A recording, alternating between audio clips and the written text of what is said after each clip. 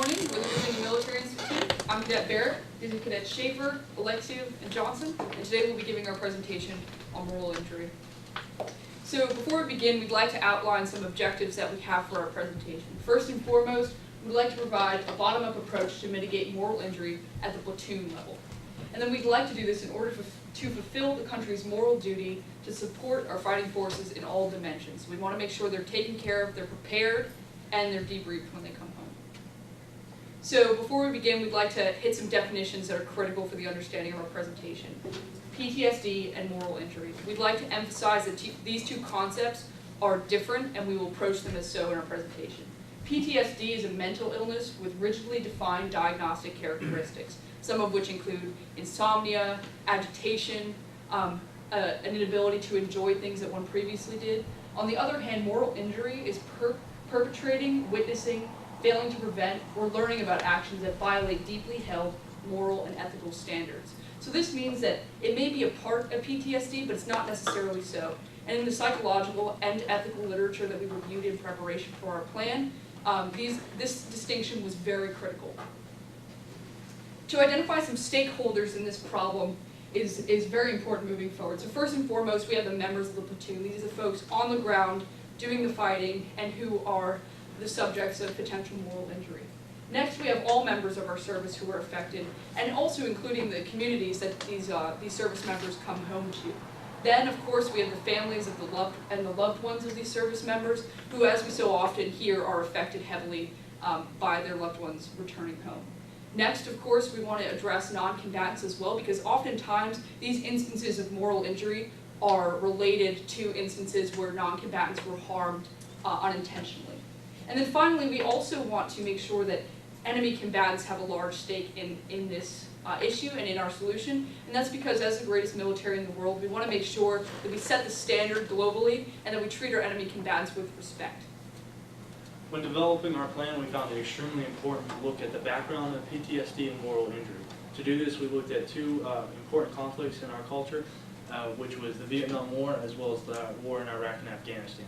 We chose these two conflicts because they both had a similar type of enemy that fought against us in a guerrilla, using guerrilla tactics, as well as an enemy that was indistinguishable with the civilian population. When we look at the Vietnam War, little was known about PTSD and moral injury at the time. There were studies done after World War II, but not much was known about it and not much action was taken. There was a pre-boot camp screening that the individuals went through, but then beyond that, once you went on to your deployment and your unit, there was very little was done for you at that point. Once you were done with your deployment and done with your service in the United States military, you're basically cut off and there's no services for you afterwards. With that, we also had a negative public image for the troops that returned home from war, and this hurt their morale and hurt their basically their mentality, destroying the cohesion that they had as well.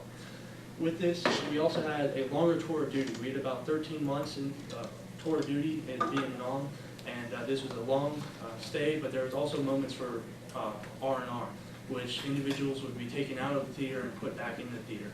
As well as if anyone was hurt, there were individuals just replaced on the front lines, and there were guys there for 6 months, and then guys that were just there were straight out of boot camp. So this destroyed the unit cohesion. There was nothing to support the service members at Vietnam at the time. And then when they came home, there was basically nothing for them to help mitigate or combat moral injury or PTSD. With Iraq and Afghanistan, the current conflicts going on, a lot more is known about about moral injury and PTSD. We have many independent organizations such as the VA and the National Institute of Mental Health that both research and provide services for this, as well as universities are doing research as well as publishing doctrines such as Johns Hopkins or UCLA are both trying to combat moral injury and PTSD. With that, the implementation has evolved since Vietnam. We still have our pre-boot camp screening for our enlisted and officers as well, but we also have deployment and post-deployment screenings and services for them. When our troops come home from war, they're just not left hanging. They're also provided services, but all these services are independent. There's no set standard operating procedures. There is nothing that is mandatory or required by each branch of service. What we'd like to do is we lack a cohesive and comprehensive plan that basically attacks or mitigates moral injury, and then that is what our plan here today is going to try to accomplish. And specifically where we want to address this is with the ideas of cohesion and trust. These are the overarching ideas that we're going to talk about today, and look at specific implementation that we can work these into our training in pre-deployment, deployment, and post-deployment. Additionally, we want to provide our service members with the tools that prepare them to encounter situations that may cause moral injury. Along with that, that has a focus on the response during deployment. So we also have a preparation aspect, a deployment response aspect, and then also we think that this foundations of trust and cohesion will provide a platform that will help launch service members back into society in a healthy integration manner. Additionally, we want to talk about buy-in. We don't want to create a program that is checking boxes, that's bureaucratic. We want to create something that is significant, it's meaningful for each individual, and they feel that it's their responsibility to care for their specific service members around them and care for their moral health. So specifically, we want to break this into 3 phases. The first phase will be the pre-deployment, which will focus on building the cohesion and trust. The second will be deployment, which will be maintaining the cohesion and trust, and then also the post-deployment, which is reinforcing the cohesion as well as using it as the foundation for reintegration within society. So we'll begin with the pre-deployment phase. One of the big suggestions that we have within our plan is that we create a 6-month period where units are complete. And by complete, we mean that people aren't moving in and out. The struggles that Cadet Schaefer talked about with different individuals coming in and out of platoons in Vietnam, we want to address that, as well as provide an opportunity for a complete unit to be together, be training together, getting to know each other, and not have that disrupted. So we'll have a squad and a half of extra troops who are there, who are ready and are training alongside them, and are ready to fill those gaps. The first month will be about trainers training trainers. And again, to return to our idea about buy-in, we want the commanders to know that this is their responsibility. They have many responsibilities within their service members that are below them, and one should be caring for their moral and psychological health. Months 2 through 5 will have this information moved from the commanders down to the actual service members, and this will be through 2 sessions a week. These will be classroom lectures as well as interactive training, and again, we're emphasizing buy-in within these sessions and within the training that we're doing pre-deployment. So you may be asking yourself, what is this training going to consist of? And well, we have 4 different kind of prongs that we're approaching, almost learning objectives, if you will, for our training in pre-deployment. The first being ethical. We want to teach and provide soldiers with a moral structure in which to view situations that may cause moral injury. Now, we're not saying we're providing a justification for any action. No, we want to create a clear ethical standard that describes right and wrong in a way that allows service members to function within the violence-included aspects of warfare. So first of all, we want to train on just war theory. So just war theory has to do with providing a guideline for actions. These include things such as distinction between non-combatants, military proportionality, the fair treatment of POWs, and military necessity in creating opportunities, responding well and only attacking objectives that need to be necessary. So all of these are aspects of creating the framework that shows that in certain cases, the things that happen in warfare are justified through the just war theory. Additionally, if we talk about actions, we also want to talk about intentions. So we understand that when you approach something like combat, especially at the platoon level, and you're pursuing something that is good, the good aim of the platoon, oftentimes the bad consequences are inescapable from pursuing the good. And this is what the doctrine of double effect takes into consideration. It understands that sometimes when pursuing the good, accidental, unfortunate tragedies happen. So what the doctrine of double effect says is that as long as the intention is set on the good, then the individual who is the actor is morally justified. So what we've done here is we take the ethical and we use it as a framework. We want to prepare service members with these theories so that they understand when they hit combat that there are ethical principles that justify the actions that they're taking, as long as they're intent on the good. Along with this, we want to touch on legal. We want service members to be aware and know the LOAC rules, the laws of armed conflict, as long as the rules of engagement, the ROEs for specific soldiers. So this adds a second dimension to our ethical. And interestingly enough, the just war theory, many of those principles are directly mirrored within LOAC. The ideas of distinction, no acts of terrorism, no targeting of hospitals, all of these ideas are within the LOAC.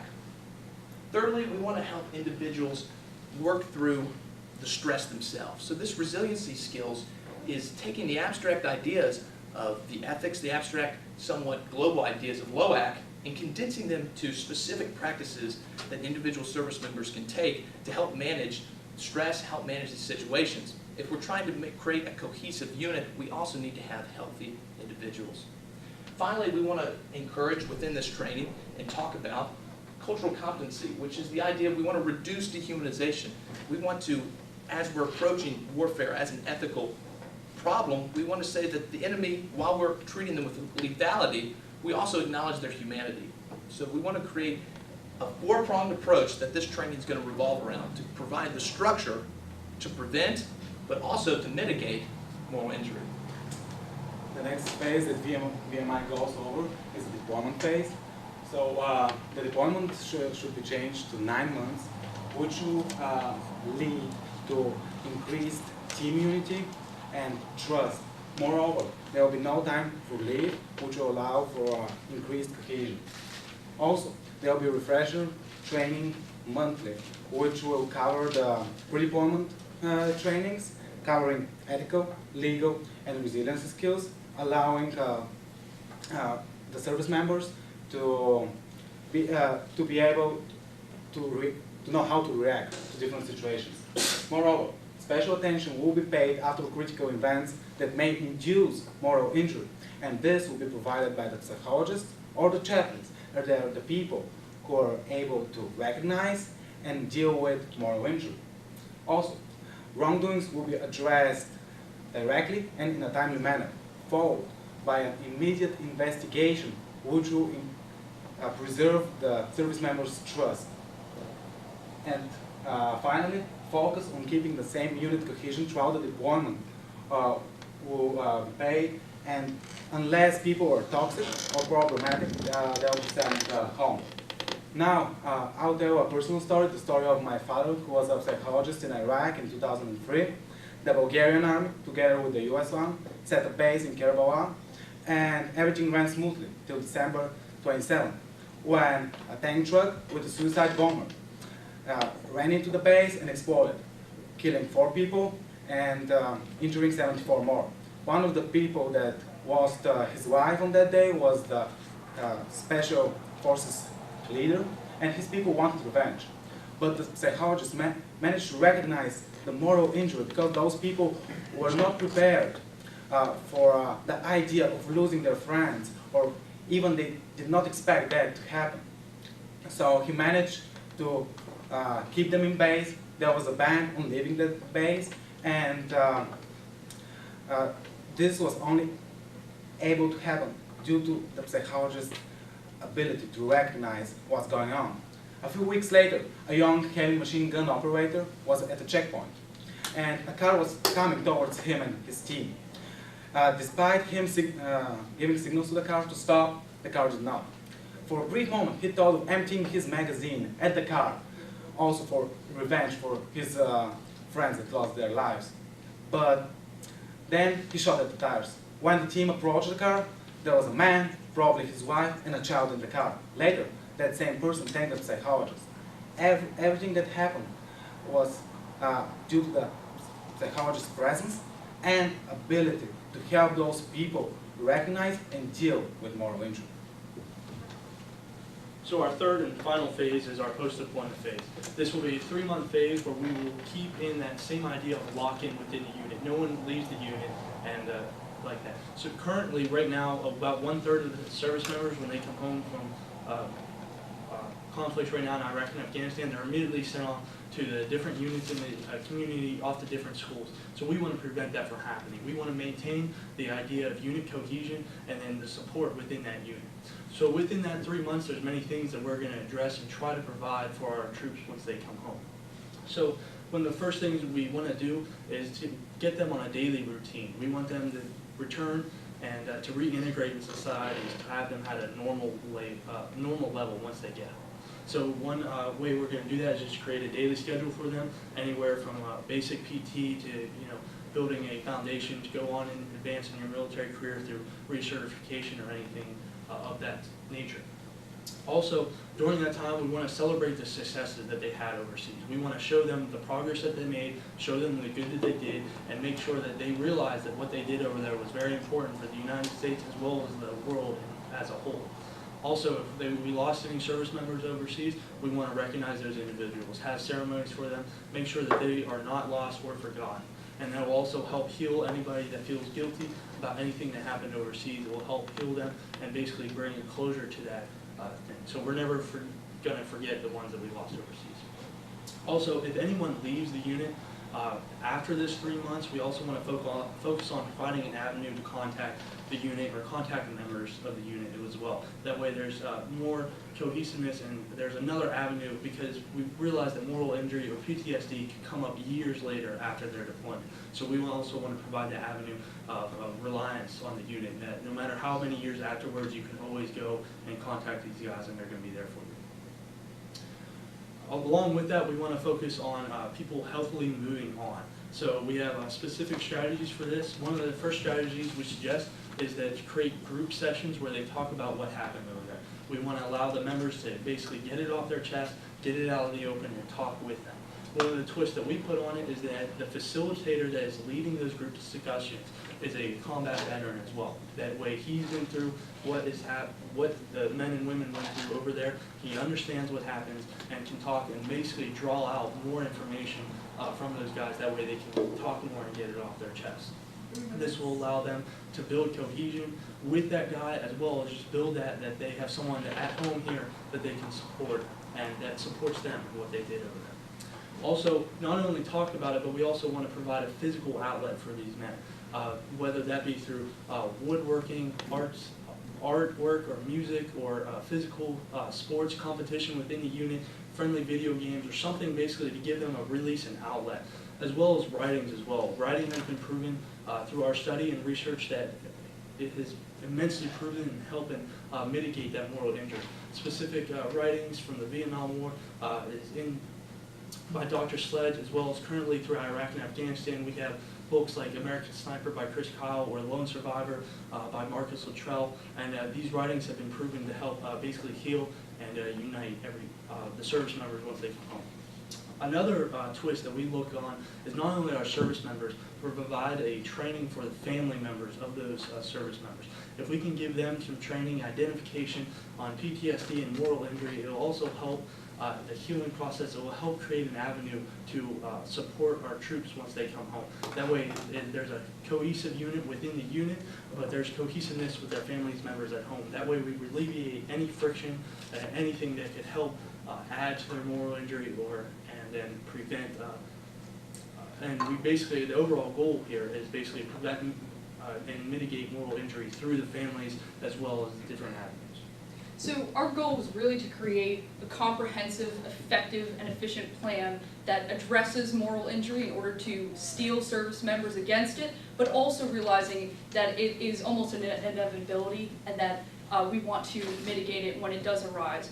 Our plan, especially the idea of cohesiveness, was taken from specifically Dr. Shea's suggestions in psychological literature that insists that isolation leads to an aggravation of moral injury. So it's really, really critical that we enhance cohesion in order to make members of the group feel secure and to mitigate this moral injury. Now we understand that our plan is very ambitious. However, we think on a platoon level it's very applicable. We'll encounter challenges of resources, but we really wanted to provide this set of standards that we think can really help. We really want to focus on prevention, mitigation, diagnosis, and healing. Thank you very much. Thank you. So with that, we'll roll into the 10-minute question and answer If I may, okay, there's a great quote by Heracles, 140 BC, who said, of 100 people that go to combat, 10 shouldn't be there, 80 are targets, 9 do the fighting, and the 1 warrior goes and brings them back. Regarding your 10, and you're the leader of that person, how specifically do you see preventing moral injury or actions in combat from occurring? That's the first question. Yeah, so the idea of the buy-in is really crucial with this. So we want to create an environment and a training that focuses on each individual saying, this is my responsibility to learn this, not only for my loved ones and myself, but also for my fellow service members. So the idea of the buy-in is really important within that. And then also the training of providing individuals with the ethical framework that they can process what happens within war. And that's incredibly important, and it's really central to creating the cohesion. We need it to be cohesion around something, and we're around the values and the ethical principles that are involved in the training. So we do want to address that whole spectrum of soldiers that you've mentioned and recognize that, if this is a reality within the armed forces, we want to provide each individual with a personalized training that they need, that, if we have the pre-deployment unit cohesion, where we're getting to know a set group of people, we can address them individually. Second question, what's the relationship of sleep to moral resiliency, and what's your specific obligation and actions to ensure individuals and units get adequate sleep in combat? So that is a very interesting question, and we see consistently, for example, you look at stories like Band of Brothers, and you note that the studies that have been done, especially regarding World War II, regarding sleep and moral resilience, they're very highly correlated as far as we understand. So if you get individuals in combat who are sleep deprived, right off the bat, that puts you at risk to have them in a morally vulnerable situation. So with that, one of our key aspects is that 9-month deployment time. So that means kind of narrowing down deployments and limiting leave, which initially might sound confusing, but really we want to do that in order to get them out quicker.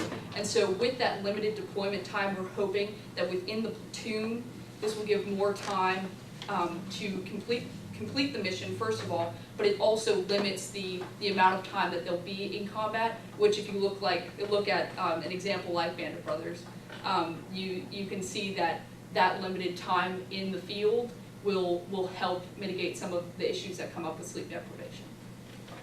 If I may only offer the thought, in the field, not much you can do because you're operating. A great deal you can do with intrusive and directive leadership once you're back and have a chance for a break. Yes, sir. They don't stay up all night playing video games. They don't do things like that. Thank you. How did the values of Virginia Military Institute frame your plan here? So the values of VMI that we saw the most is basically if you ask anybody why they stayed at VMI, they're going to tell you it was pretty much because of their brother rats, is the guys that were around them and supported them. And so the value of just that brotherhood, that brother rat spirit that we saw at VMI and we've experienced for ourselves, that's kind of, and then along with our research doing this presentation, we saw that kind of the correlation between the two.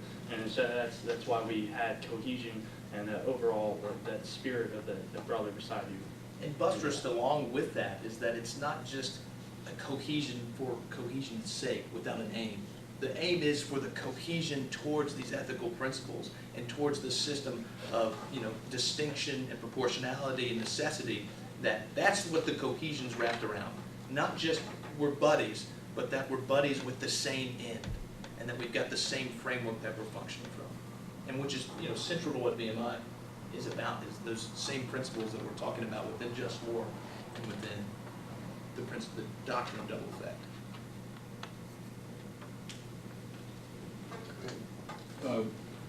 My tendency is to ask how you measure this. As you're going along, you have a set of standards you want to achieve.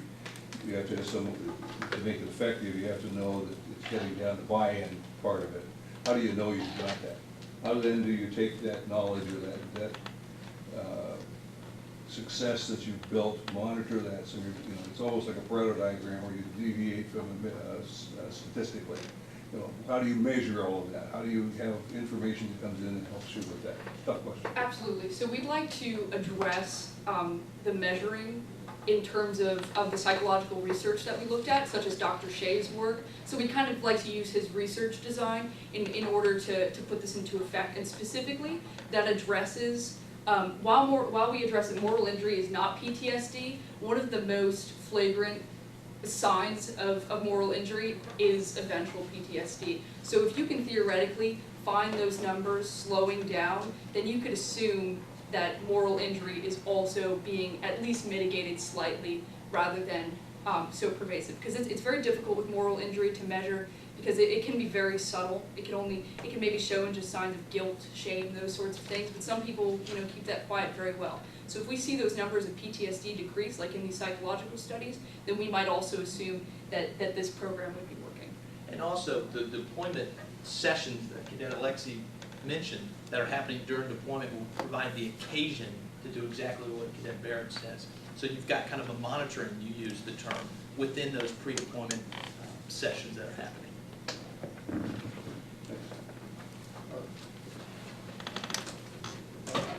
I notice here that you want a combat effective force. And I've heard lots of good words about how you're taking care of the people with moral injury. Thank you for being the first group to address ethics. But how are you going to ensure that your group will fight effectively and minimize casualties? I'm talking about addressing desensitization. That didn't come through to me that you're really focused on that to have an effective combat unit. Yeah, so part of this is by providing the justification for the violence that happens in war, we want to create a sense of certainty and a sense of rightness within soldiers that we believe these ethical frameworks to be true as they're reflected in LOAC and reflected in the values that the United States holds to be. We want to remove reluctance. You know, if I'm in a situation where it may be gray and I'm not, you know, feel comfortable and there's a shame or guilt associated with my actions, they may not be as effective. But if we can create a pre-deployment foundation that I know clearly what I have to do, then I think this will actually enhance the effectiveness of a force because they're functioning from a place of competence by understanding their role there specifically. And, sorry, Zach, would you? So the effectiveness of the force, that goes into our 9-month deployment phase. That's why we wanted to trim that down. That way it's long enough that they can get over there, start with the first 3 months, get their feet wet, get in a routine over while they're deployed, and then do your work over there, and then a slow decline. But 9 months allows them enough time to be affected over theater, as well as kind of mitigates the moral injury, as well as PTSD and stuff that they'll see, but it allows them enough time to get the job done and be effective in an area of operation. To address your point on desensitivity, however, we'd like to emphasize that through our cultural training, which will be done in the pre-deployment and deployment phases. So we'll enable them, you know, we don't want to run campaigns like there have been in the past where we are trying to dehumanize the enemy. We're going to encourage a cultural understanding, which will hopefully address some of the concerns that you had in your question. Thank you. I got time? You have pre-deployment, deployment, post-deployment. And I realize this is an integrated plan that you've come up with. But is there any one of those areas, general areas, that you think are really need more attention than the others or fraught with danger? Where should there be emphasis? Where would you put your emphasis? So I think pre-deployment is where we really have seen, we really want to create that 6-month complete unit rule. And what that will do is take those principles of cohesion and trust that we've talked about and solidify them early. We do believe within studying this psychological research that the isolation factor is huge. So our team believes that if we can remove that isolation early and create that strong unit, that phase is really, if we miss that, deployment and post-deployment don't work. It's got to start with the preparation to set the groundwork for the future phases. Okay.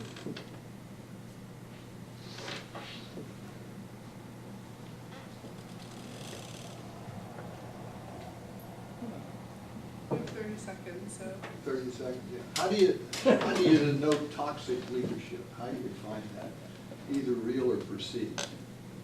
So one of the most critical things that we want to address with that comes to our deployment phase, where we see instances of violations. So kind of as we were speaking of building this cohesion, not just for the sake of cohesion, because then you run into the problem, well, what if somebody does something and they don't want to do it because they're so, ingrained in this brotherhood. But the key to that is that that code of honor almost surrounds the idea that if you violate those principles, you're out of the group. And that's kind of the psychological implications that we see with that. And so with toxic leadership, how we want to address that is really in a very tangible way, and that's through investigating each instance where if there's something shady, something that might fold into moral injury, like an accidental killing of a non-combatant, or perhaps even the example that Cadet Alexia brought up, that there's an immediate investigation, not to necessarily point blame, but to provide trust that these issues will be dealt with, and that we're not going to leave you with someone who is a toxic leader. Thank you. That concludes the questions and answers.